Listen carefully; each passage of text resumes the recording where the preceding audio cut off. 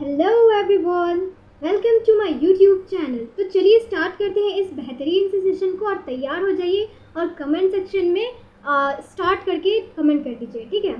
तो हमने पिछले सेशन में क्या क्या पढ़ा था? मोनो हाइब्रिड क्रॉस के बारे में पढ़ा था, डाई हाइब्रिड क्रॉस के बारे में पढ़ा था, टेस्ट क्रॉस के बारे में पढ़ा था एंड बैक क्रॉस के बारे में पढ़ा था। तो आज हम बात करेंगे इनकम्प्लीट डोमिनेंस के बारे में, को डोमिनेंस के बारे में और ब्लड ग्रुप के बारे में, ठीक है। तो ये बहुत ही रियरली इंटरेस्टिंग चैप्टर है, ये आपसे रिलेटेड है, तो आप इसको एकदम ध्यान से पढ़िए, मन लगा कर पढ़िए और एकदम जोश हाई रखिए अपना। तो चलिए स्टार्ट करते हैं। इनकम्प्लीट डोमिनेंस क्या होता है? इनकम्प्लीट डोमिनेंस आप सबसे पहले देखिए, इनकम्प्लीट डोमिनेंस किसने दिया था, डिस्कवर किया था?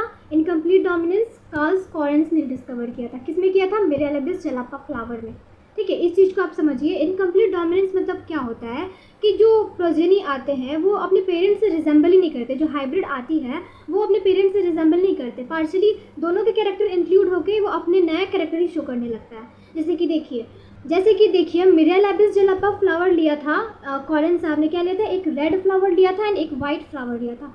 रेड को हम लोग capital R and capital R से डिनोट करते हैं, वाइट को हम लोग small r and small r से डिनोट करते हैं। इन दोनों के सेल्फिंग कराने पे इसका रिजल्ट क्या आया? पिंक आ गया, ठीक है। इन दोनों की सेल्फिंग कराने पे रिजल्ट क्या आ गया? पिंक आ गया, वो पिंक आ गया, क्योंकि इसको इससे क्रॉस कराएंगे तो कैपिटल आर आया, इसको इससे क्रॉस कराएंगे तो कैपिटल आर स्मॉल आर, फिर इसको इससे क्रॉस कराएंगे तो capital R small r and इसको इससे क्रॉस कराएंगे तो small are small are.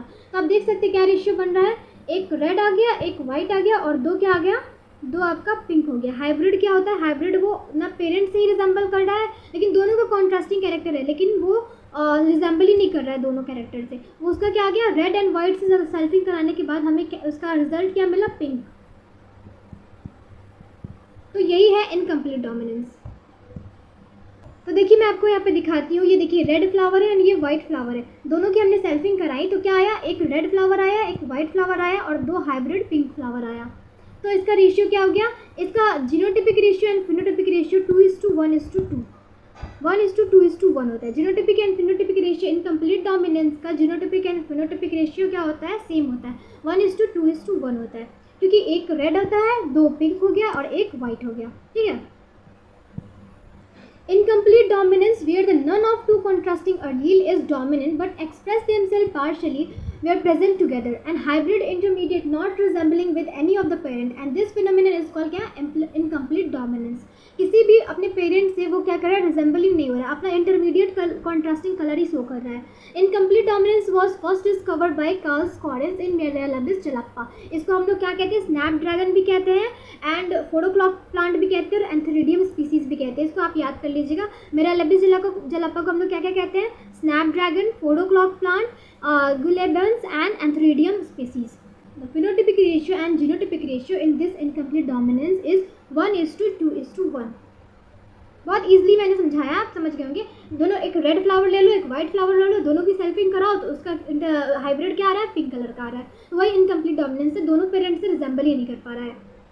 Now the codominance. Codominance मतलब क्या होता है? In codominance both the gene is particular character F1 hybrid there is no blending character, दोनों कैरेक्टर शो कर रहे हैं। देखिए कैरेक्टर का ब्लेंडिंग ही नहीं हो रहा है, क्या कर रहा है कि दोनों कैरेक्टर शो कर रहा है अपने आप को डोमिनेंट होकर दोनों कैरेक्टर शो कर रहे हैं। वो in codominance both the gene express particular character. In F1 hybrid there is no blending of character where the both character express equally.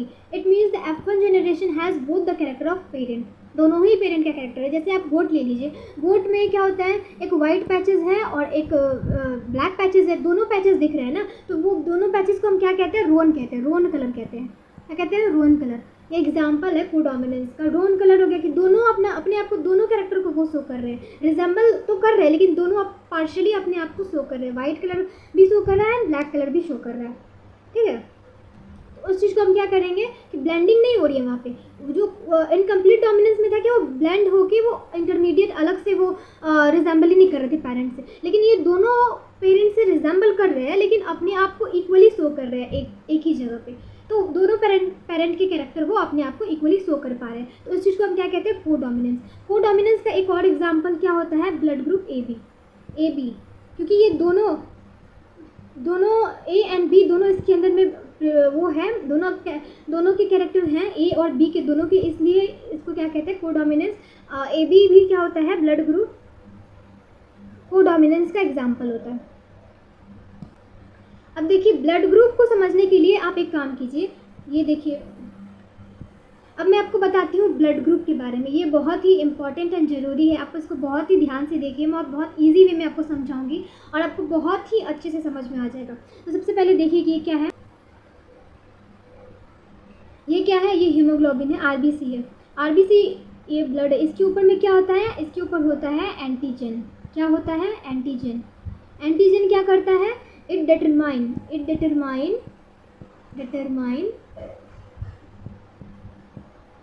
Type of blood group, type of blood group. आपका किस type का blood group है, ए है, B है, या A B है, या ओ है, ये कौन डिटरमाइन करता है, एंटीजन डिटरमाइन करता है। और जो आरबीसी के अंदर जो प्लाज्मा रहता है उसके अंदर क्या प्रेजेंट रहता है, एंटीबॉडी। क्या प्रेजेंट रहता है, एंटीबॉडी, ठीक है, एंटीबॉडी। तो ये चीज़ आपको समझ में आया ना। एंटीजन क्या करता है, डिटरमाइन करता है कि आपका blood group, type of blood group क्या होगा। और एंटीजन क्या होता है, ठीक इससे अपोजिट होता है। एंटीजन क्या होता है, एंटीजन की अपोजिट क्या होता है, एंटीबॉडी, ठीक है। तो आप यहाँ पे देखिए, मैं आपको एक चीज़ दिखाती हूँ।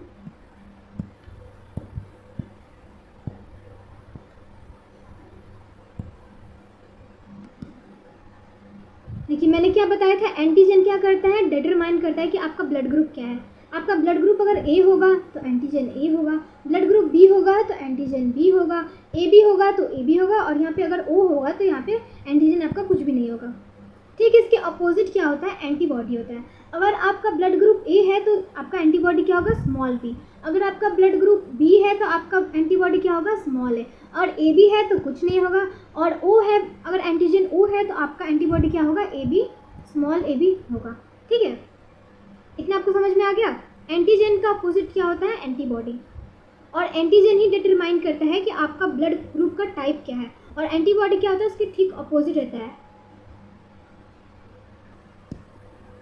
तो आपको दिख रहा है इसका फिनोटाइप, क्या दिख रहा है आपको इसका फिनोटाइप दिख रहा है A B and O, 4 phenotype दिख रहा है ना, ब्लड ग्रुप 4 टाइप का आपको दिख रहा है। लेकिन इस नीट में क्वेश्चन पूछा जाता है कि इसका जीनोटाइप कितना होता है और फिनोटाइप कितना होता है, आप बताइए। तो देखिए आपको यहाँ पे दिख रहा है कि फिनोटाइप क्या है, 4 है। फिनोटाइप क्या है, 4 है। लेकिन जीनोटाइप इसका क्या होता है, ब्लड ग्रुप का जीनोटाइप 6 होता है। मैं आपको बताती हूँ कैसे। जीनोटाइप को सबसे पहले हम कैसे डिनोट करते हैं, अगर ए होगा तो हम लोग स्मॉल ए, अगर ए होगा तो हम लोग आई ए लिखेंगे, आई ए स्मॉल आई लिखेंगे। अगर बी होगा तो आई बी लिखेंगे और आई बी स्मॉल आई लिखेंगे। और ए बी होगा तो आई बी लिखेंगे, और ओ होगा तो स्मॉल आई लिखेंगे। ये क्या है, इसका जीनोटाइप है। जीनोटाइप इस तरीके से लिखाता है, इसको डिनोटेशन ऐसे किया जाता है।